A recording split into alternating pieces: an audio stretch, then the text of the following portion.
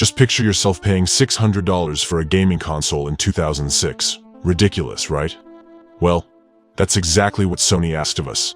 Welcome to the saga of the PlayStation 3, the overpriced piece of perfection. Was Sony out of its mind? Or was there a method to this madness? Let's dive into the story of how a luxury item became a legend. In this video, we'll uncover how the PlayStation 3, with its high price and rocky start, revolutionized gaming and solidified Sony's place in gaming history. Spoiler: it wasn't an easy ride. Let's start with the specs. The PlayStation 3 was a beast, a custom-cell broadband engine, a Blu-ray drive, and HD graphics that blew the competition out of the water. But all this cutting-edge tech came at a hefty cost: $600. For context, that's about $800 today.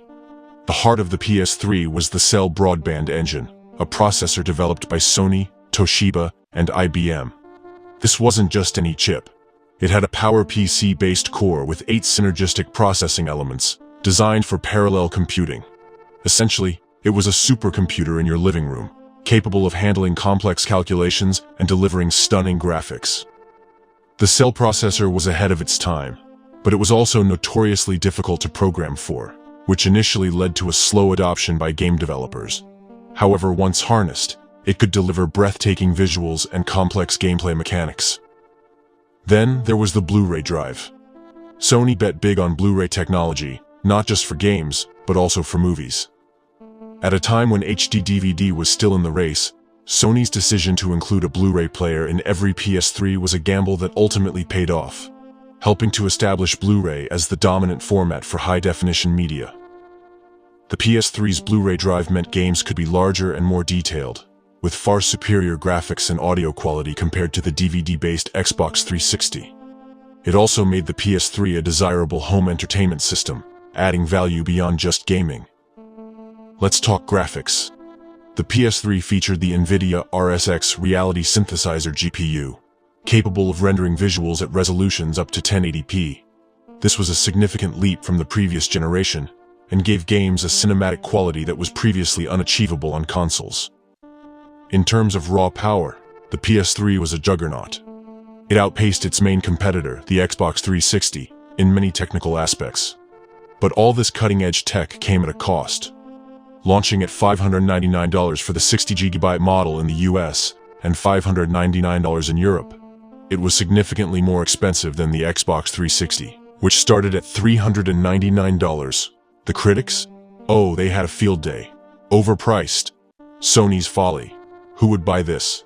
But as we'll see, the PlayStation 3 was playing the long game. Early adopters faced a slew of problems: hardware failures, a lack of exclusive games, and firmware updates that felt like a slog through molasses. It seemed Sony had shot itself in the foot. The PS3 wasn't without its technical woes. The infamous yellow light of death, a general hardware failure similar to the Xbox 360's red ring of death, plagued early models, causing frustration and leading to costly repairs. Additionally, the initial game library was underwhelming, with few standout titles to entice gamers. The console's complex architecture made it difficult for developers to optimize games, leading to delays and performance issues. And then there were the firmware updates. These weren't your quick modern patches. Early updates could take hours, frustrating users who just wanted to play their games. So why didn't the PS3 crash and burn? 2 words: game library. Sony invested heavily in exclusive titles, and boy, did it pay off. Uncharted, The Last of Us, Metal Gear Solid 4, Little Big Planet.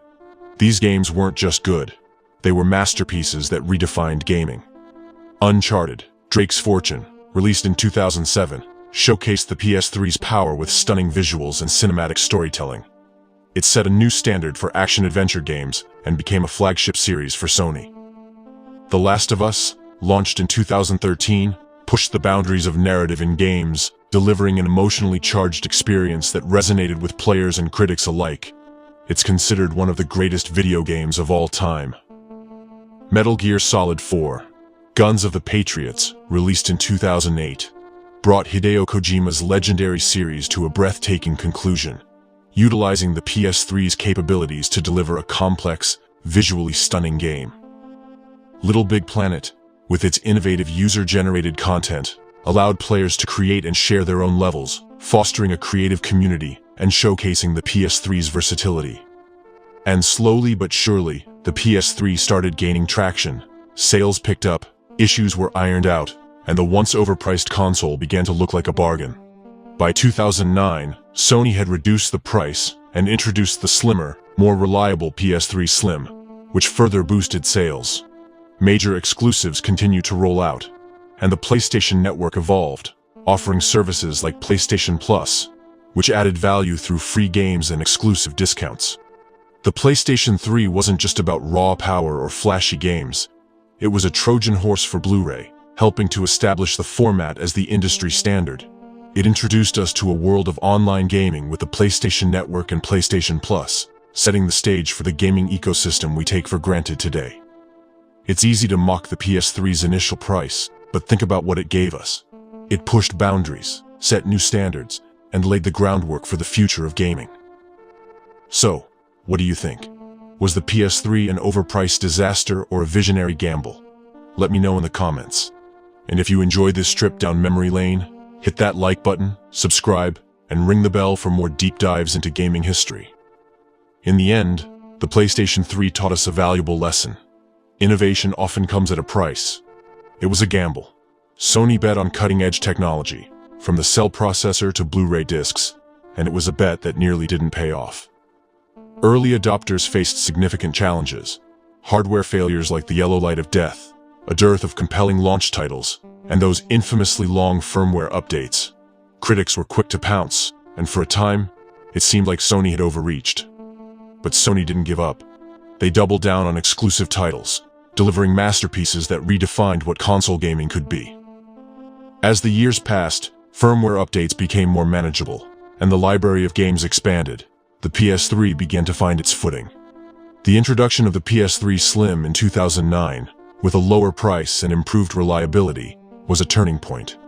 Sales picked up, and by the end of its life cycle, the PS3 had sold over 87 million units worldwide, matching its rival, the Xbox 360. But the PS3's legacy goes beyond just hardware and sales. It was a pioneer in the digital age, with the PlayStation Network laying the groundwork for online multiplayer gaming, digital downloads, and subscription services like PlayStation Plus. It helped establish the Blu-ray format as the industry standard, influencing not just gaming, but home entertainment as a whole.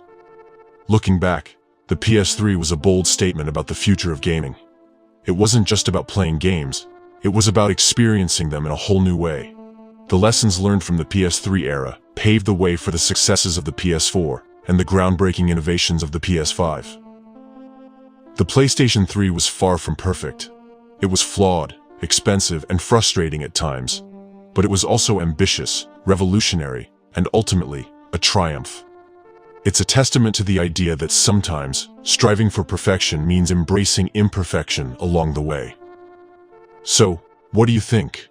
Was the PS3 worth the price? Did its innovations justify the early struggles? Let me know in the comments below. And if you enjoyed this journey through gaming history, don't forget to like, subscribe, and ring the bell for more deep dives into the stories that shaped our favorite pastime. Remember, in the world of gaming, sometimes perfection is worth every penny.